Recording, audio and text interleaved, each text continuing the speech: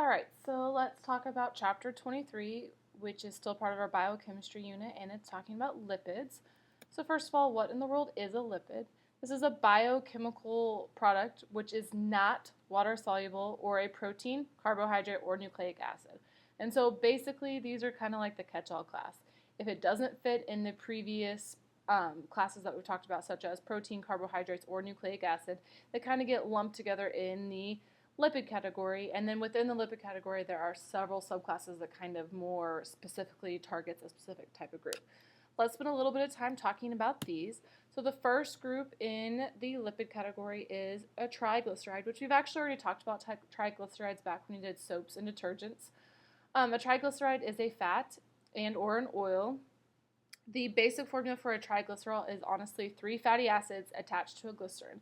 If you remember back when we were dealing with soaps and oils, we could heat this up in a base and then it breaks the bond between the fatty acids and the glycerin and we get soap plus glycerin.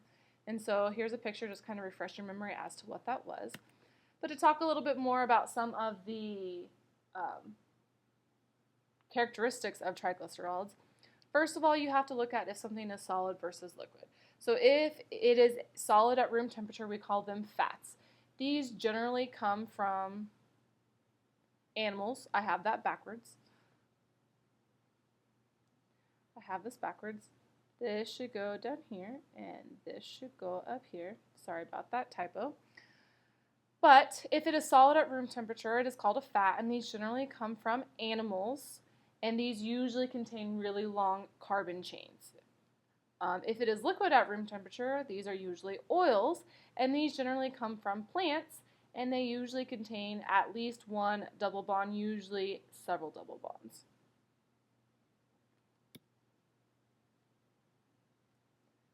Alright, so when we're talking about fats, we also need to kind of break fats down one more time. We call them saturated versus unsaturated. So a saturated fatty acid only has single bonds.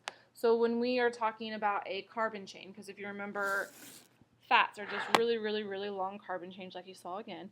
It's just going to be a carbon, bonded to a carbon, bonded to a carbon, bonded to a carbon, bonded to a carbon, and then they have enough hydrogens to make them all follow the octet rule. So this would be an example of a saturated fat.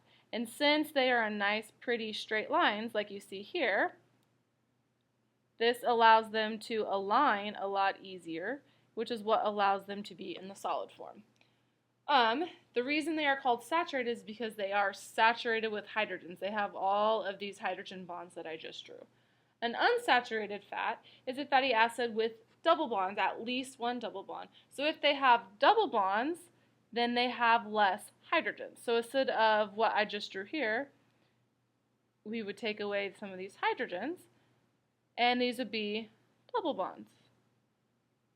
Maybe not that many double bonds. So everybody's still happy. We all still have 4 bonds, but there is less hydrogen, so that is why we call them unsaturated. So if we're talking about a monosaturated, it means it only has 1 double bond. If we're talking about polyunsaturated, we're talking about 1 or more double bonds. And again, you can see what I was talking about down here. We have a saturated where we have carbon to carbon single bond, and then we have unsaturated where we have a carbon to carbon double bond. That's really the only difference between saturated and unsaturated fatty acids. So plant triglycerides are usually unsaturated because they are usually liquid at room temperature, and they usually have shorter carbon chains, and they usually contain carbon bonds.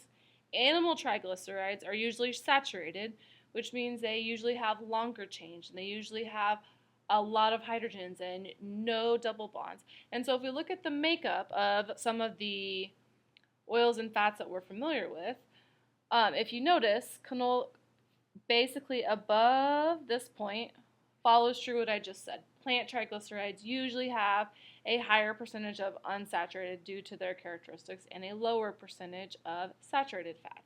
However, if we look at palm oil and coconut oil, these are ones that you're familiar with, these are showing that they contain a high percentage of saturated fat. So since I just told you that saturated fats are usually solid at room temperature. That doesn't make a whole lot of sense. Well, the reason that these are saturated or unsaturated, the reason these are still liquid at room temperature, even though they contain such a high percentage of saturated fats, is because these carbon chains are really small. And so even though they're single bonds, they're still really small, so that allows them to stay in the liquid form. The important thing about triglycerides is they are high energy molecules. What that means is we can store them in our body for excess energy for a rainy day. Now, back in the chapter we talked about carbohydrates, we talked about we could also store carbohydrates for a rainy day, and plants do this a lot. This is why potatoes are starchy, they're storing carbohydrates. But our bodies aren't as good at storing carbohydrates. So we could maybe live off our storage of carbohydrates for a day or two, but no more than that. However, our body can store an excess amount of fat for a rainy day. And so people who have more fat content than other people could survive longer in a starvation period, just because your body could then feed off of the stored fat. Your body feeds off the carbohydrates and then the fats and then the protein, your muscles, as a last resort. So if we look over here at high energy, if you look at the amount of calories contained, 1 gram of fat contains 9 calories. And remember, calories is relating to heat, which is relating to energy. And so 9 calories per gram means that fat contains more energy than the other ones. Carbohydrates and proteins only contain 4. So if you have more fat, you're technically able to produce more energy. So when we're talking about triglycerides and fats, usually there's some health effects that come into play a little bit. People who eat a lot of saturated fats, or which is, for example, meats, can lead to an increase in fatty deposits in their arteries. If these are in arteries close to your heart or in your brain, it can lead to heart attacks or strokes. Another health risk example is butter. Well, butter is an unsaturated fat. And if you remember, unsaturated fats means that they are long chains and they have single bonds, which means they're high in hydrogen, which means essentially bad. Saturated fats are supposedly bad for you. Unsaturated fats are usually better for you. So butter is a saturated fat. So theoretically, butter should be bad for you. Corn oil is an unsaturated fat, so theoretically it should be better for your body. However, when you're making toast in the morning, you don't really want to pull down oil and dump it all over your toast, because that's going to taste weird and it's going to give a weird texture, and that's just weird. And so what they have done is they can create a partial hydrogenation, which is what margarine is. And basically what they do is they change some of the double bonds, like you see up here. They change this double bond and this double bond into single bonds. So they're basically adding some hydrogen, which is where the hydrogenation comes in. They're adding hydrogens. But if you notice, they didn't change all of the double bonds. One double bond is still there. So this is kind of like something in between. It's not a saturated fat because it still contains one double bond, but it's not as unsaturated as it initially was. And so these types of molecules are going to have a little bit more structure to them, so they're not going to be in oil, but at the same time they're not going to have a really tough structure, so they're easy to spread on your toast. So this is the difference between like margarine and butter. However, that being said, sounds good, and it took us a while to figure this out, but when it does this, it actually changes some of the double bonds to trans bonds. And basically what that means is, if you see up here, if we look back at butter, we can see that it kind of looks like a tabletop. The carbon goes up, over, down, up, over, down. These are called cis bonds. A trans bond basically means that it goes up, over, up, kind of like a stair step, kind of. The tails are kind of going in opposite directions.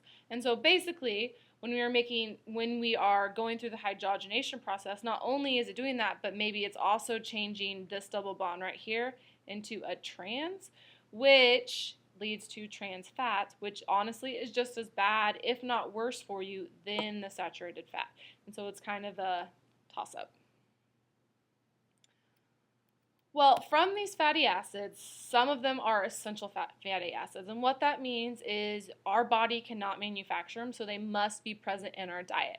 And so 2 examples of this is linoleic acid, which is commonly known as omega-6 fatty acid, in linolenic acid, which is commonly known as omega-3 fatty acids, which is commonly found in fish oils, which is why people sometimes take the fish oil pills kind of like vitamins in order to increase whatever, losing weight, so on and so forth, their health plan. All right, so let's start talking about our second subgroup, which is phospholipids. The most important phospholipid group that we're going to talk about today is phosphoglycerides, which are very similar to glycerides. If you remember, a triglyceride was one glycerin and 3 fatty acids. Well, a phosphoglyceride is one glycerin, 2 fatty acids, but instead of a third fatty acid, it gives you that phosphate group, which is where the name phosphoglyceride comes from. It's because it contains a phosphate group. Well, these are very important. We've actually talked about them again back when we talked about soaps. We just haven't named them. But these have a polar head, which is a phosphate. And if you remember, polar means that there is an attraction. So like sometimes covalently bonded things can have a slight positive and some can have a slight negative. And this is called polar. And when that attraction happens, it is called a polar bond. And so some of these phosphate groups have a polar head, and that is what it kind of looks like a tadpole. So down in the picture it's going to be all the yellow. And they have a non-polar tail, which is usually created from a carbon chain, which you can see here in the middle. And so honestly, what we use our phospholipids for is in cell membranes. The polar part is on the inside and the outside of the cell because our body is made so much out of water. We want our cells to be soluble in water, so they put the polar ends on the inside and the outside of the cell since our bodies contain so much water. However, the nonpolar puts in the middle of the membrane, and we call this the biomolecular layer. Okay, this biomolecular layer honestly acts like a fence. It since the phospholipid tails are in the middle, a lot of things aren't soluble in them, so the only things that can cross the cell membrane is if they have some help through something. And so they kind of act like a fence. However, we do need things to enter the cell and we do need things to exit the cell, and since the majority of things are in water, that creates a problem. And so a lot of times we have protein channels, which we can see right here. Protein channels which kind of open up and let things pass through. And so like for instance, sometimes we need to get nutrients into the cell so that your body has everything it needs to make the proteins that it needs. And sometimes we need to get things out of the cells, such as waste, to be taken out of the body. These phospholipid or the biomolecular layer also contains antigens. And honestly, what the antigens are these things on the outside of the cell membrane, and it kind of tells your immune system that this is part of the body, it is not harmful, it is not an enemy, don't attack it. It allows the body to kind of recognize it as its own so it doesn't fight it or try to kill it off. The third group of lipid is the sphingolipids. These are commonly found in cell membranes, and these are very, very, very important in brain tissue. Basically what they do is they make up the myelin. What myelin does in your brain is it kind of acts like an insulator. So if you think about like the fuse box at your house, you have the wires are insulated to kind of keep the electrical current going from point A to point B without mixing the circuits up, without short-circuiting your house. And so myelin kind of does the same thing. It insulates your neurons from the electrical, or insulates your neurons from the electrical current going from place to place from the rest of your body. So it's kind of like keeping you from electrocuting yourself from within. The fourth group is steroids. These are ring compounds containing 3 6-member rings and 1 5-member ring. And the most important one that we're going to talk about is cholesterol. Cholesterol, we get 25% of our cholesterol from our diet, and 75% of it is synthesized in the liver. Well, from this, 93% of it goes into making the membranes fluids, your cell membranes fluid and flexible. So we just talked about those phospholipids and how they work. Well, the cholesterol is what allows them to be fluid and move and not be real rigid. 7% of our cholesterol circulates in the blood, and this is the one that we need to focus on more often. Cholesterol can be converted to vitamin D in the skin. It can also be used to produce bile in the liver. What bile is, I'm sure you guys all know what it is because I'm sure you've gotten sick one time in your life and you have accidentally thrown this up. But bile is released to aid in the digestion of fats. Fats are not water soluble, and since the majority of our body is water, it makes it really hard for us to digest fats. And so they kind of serve as an emulsifier. So that it's like they kind of surround the fats, and then it allows them to be soluble and push through your system, kind of like soaps do with grease as you're trying to clean your pots and pans after you have cooked.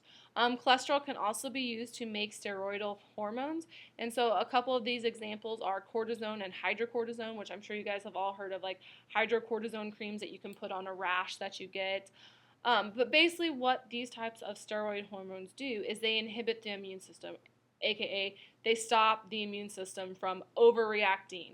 And so these can reduce inflammation. We can also use them for the treatment of asthma and arthritis to kind of because arthritis is when your immune system attacks your joints. And so these types of hormones can be used to tell your body to stop attacking joints, so on and so forth. Another important use of cholesterol is in your sex hormones. And basically there are two main types of sex hormones. We have the androgens, which are your male hormones, more commonly known as testosterone. And then you have your estrogen, which is the female hormones. And another form of an estrogen is progesterone. And these are hormones specifically involved in pregnancy. So when a woman is pregnant, the progesterone levels go up, and the estrogens don't decrease, but they don't really increase either. Both sexes produce both forms of these sex hormones. However, females produce more estrogens and males produce more androgens. And so these come into a lot of play in medication. So one way that we really use progesterone is in birth control. So basically what they do is that when you take a birth control pill, it increases the level of progesterone in your body, and this honestly tricks your body into thinking it's pregnant. When your body thinks it's pregnant, it does not ovulate. If you don't ovulate, you're not going to get pregnant, and so it's kind of like a vicious cycle. But it also can create other common risks that are with pregnant, like headaches or weight gain or sometimes nausea. And so it's kind of a give and take. Some people have no problems with it. Some people have a lot of problems with it. These kinds of forms are also sometimes used in miscarriage pills like RU486, I believe. They can take it and it causes embryos to not be attached to the uterine wall, and it also causes them to eject embryos that maybe have already. And so sometimes there's some medications you can take, like the morning after pill, that plays with your hormones a little bit to cause the uterine wall to not accept an egg. The opposite, one that uses androgens, is the anabolic steroids, and these mimic your testosterone, and it facilitates the development of muscles, and these have a slew of side effects like anger and decreased sperm count and increase in facial hair, and especially if women take it, it creates a lot of issues. Cholesterol is also thought of a lot in the news about healthy versus not healthy. And so high levels of cholesterol can actually increase the risk of hardening of the arteries, which again, just like we were talking about a minute ago, it depends on what arteries you're hardening. If you have a buildup of fatty acids, it can then narrow your flow of blood. And if this is near your heart, it can produce heart attacks. And if this is in your brain, it can produce strokes. So again, another lipid that's affecting your heart and your brain. When we're talking about cholesterol, you've also probably heard two terms, HDL versus LDL cholesterol. HDL is high density lipoprotein, and these are your good cholesterol. Basically what these do is they carry the cholesterol from the cells to the liver, where the LDL does the opposite. It carries the cholesterol from the liver to the cells, and this is known as your bad cholesterol. And so a good analogy to kind of think of what the difference between HDL versus LDL is, if you eat a lot of cholesterol, you're going to have a lot of cholesterol in your cells needed to be carried to your liver. And so it's kind of like an overloaded cargo truck. It can only hold on to so much. So as it's traveling back to the liver, some of their cargo gets spilled along the way, and then that gets released into your blood system and allows it to start clogging up your arteries. However, HDL, when it's carrying a specific amount of cholesterol from your cells to your liver, and so it has a amount that it can handle, and it's not going to spill it along the way. So that's kind of a good analogy. The fifth group, I think I forgot the number, but the fifth group or subgroup of lipids is prostaglandins, and these were first discovered in the prostate gland, which only occurs in men, but now that we have done more research, we have figured out that it occurs in many other places, and it is actually very important in both men and women, because what it does is it's kind of like a messenger molecule. But instead of hormones who circulate throughout the body, these types of things only act locally, and so causing good and bad things. And so, like, one of the functions that these types of lipids do is they can produce uterine contractions, which is great if you're in labor, but bad if you're only 4 months along. They can also produce pain, fever, inflammation, and so a lot of times when you are taking medications like aspirin, they are trying to block the effects of these lipids that are locally. And so this is how, again, some of your medication works.